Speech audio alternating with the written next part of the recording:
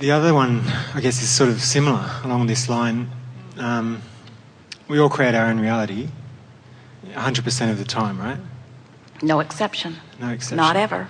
So, even though we know you really want to be every now and again, the one exception. So I've just been grappling with this concept. If I'm creating my own reality 100% of the time, and we didn't say you're doing it on purpose. Sorry? We didn't say you're doing it on purpose or deliberately. We didn't say you know that you're doing it when you're doing it, but you're doing it. So if say my father dies, my reality has changed quite dramatically because this person in my life who is a big part of my reality is gone. Therefore, what part have I played in the creation of his death when he's creating his own reality? Well, here's how it works, and that's the perfect question, the closest to catchiness you ever have done. Here's the way it works. So, you are creating your individual realities, but you are interacting with one another. And whenever you interact with another, let's say that your father, and we're just giving an analogy that it has nothing to do with you and your father for sake of understanding. So let's say your father and you have a contentious relationship, and from that you've put all kinds of things into your vibrational reality that while he was alive and while you were living with him, you weren't able to really live out in a satisfying way. And now he has made his transition, and you, and this is the part that we really want you to hear, all through those years, by knowing what you don't want, you were putting a version of your relationship with him into your vortex of creation. So now, whether he's still in his physical body or not, it could be true of any relationship, lovers or sisters and brothers or brothers and brothers or fathers and mothers. In other words, it could be any relationship. When the relationship is unpleasant, you put an improved version of it into your vortex of creation. And the thing that we really want you to understand is that your life, then, once you've put it there, is about, and how your life feels to you, is about your relationship with this version of them that you've put there, not what they're actually living, because they helped you to create. You created a reality that included an improved version of them. Now, what a lot of people do is they do that all day, every day. Improved version of friends and family and lovers and so on, government. And then they look back at the reality and they use the reality as their excuse or reason not to merge with or mesh with or align with the reality that they created. And then they say, you're keeping me from being able to live the reality that I've created. You sort of getting it? So now, let's say that you've had a contentious relationship with your father, and you've put the new and improved version of you in your relationship in that vortex. And now he has reemerged into non-physical. You actually now have more ready access to this relationship that you've been creating all this time, now that he's no longer here, distracting you from the vibration of that which the two of you have created together. So, what we're really saying to you is the reality, when we say you create your own reality, we mean this in the fullest sense. You have the capacity, you have the ability to align with the wholeness of you no matter what.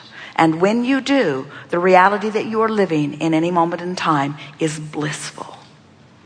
We said earlier, and it really applies here in a strong way, there are too many moving parts outside the vortex. And when it feels to you that to have the relationship with someone that you really want, that you have to control the circumstances, then you are trying to control the uncontrollable. And if there is ever an uncontrollable aspect of physical life, it would be that death experience. You can't control it. You cannot control the life experience of your father. And if you're being in the vortex, or if your relationship with your father is dependent upon that, then you're right. You cannot deliberately or effectively or successfully create your own reality.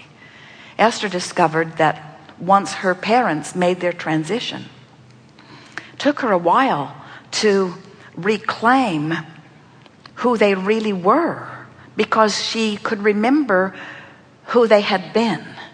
And as long as she was remembering their discord and their discomfort and their fear, as long as she could remember that, she couldn't access them.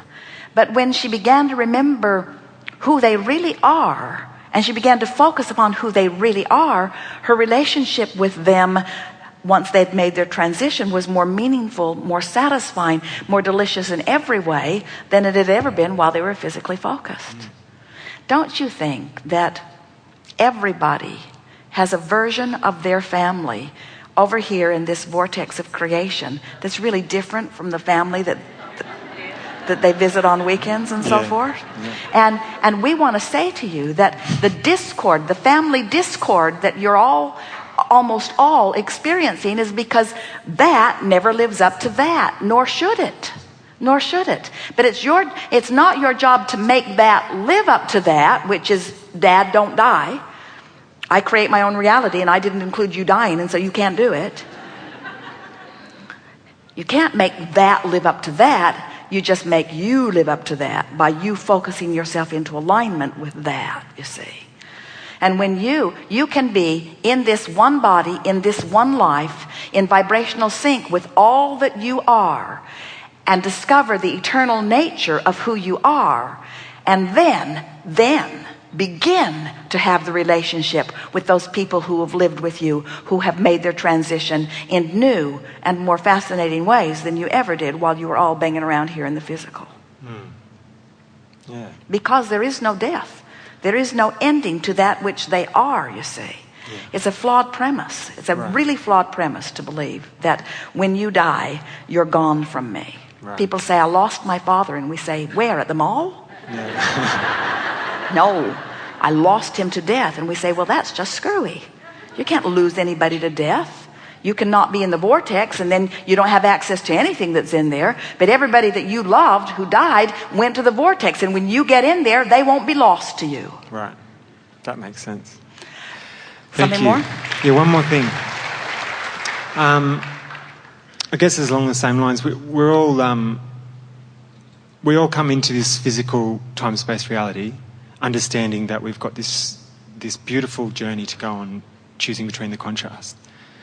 And I'm just wondering where that understanding got. I know that I'm bringing my kids up now and they're getting socialized or whatever, and they're losing that understanding very quickly as they grow up, just through being in society. So whereabouts did it get lost at the start of time? You know, why did we come into these physical reality and start to get lost? Well, what you're talking about is the natural involvement in the variety and contrast which causes expansion. And the quick way of saying it is, you just make too much of a career of step one and not enough effort towards step three. So why did the first people do that? Why did the first people who came do that? Well, the first ones didn't. You're getting more and more and more at it. And it comes with that socialization. In other words, the more you interact with one another, the more you find to fuss and worry about. But here's the thing that we so want you to hear. In other words, your premise sounds like what you're saying is, the longer we live, the more disconnected from who we really are. I'm watching my children who are pure positive energy, who are not feeling as secure and not knowing their value as much the longer that they are around. And we say, but that doesn't mean they're off their path. That means that they are exploring contrast, and they're actually using the benefit of that contrast to shore up what's over here in their vibrational reality. That